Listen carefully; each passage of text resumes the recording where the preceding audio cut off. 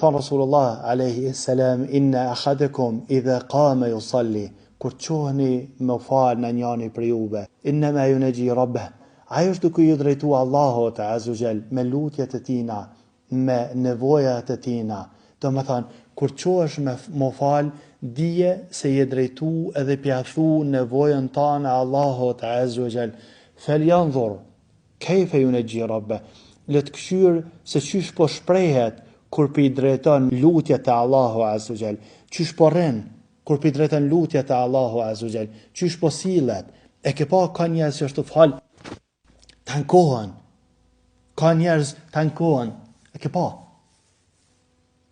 Nëse të kruhet mjekra, e kruhet, edhe lidhor në pet, nuk ka të keqe, ama ke pa prej bezvese shejtanit tankohen, le të këshyr çysh pi drejtohet Allahut azza jall, çysh po drejtohet, çysh po rren, çysh po man shikimin, çysh po man pozitën e trupit.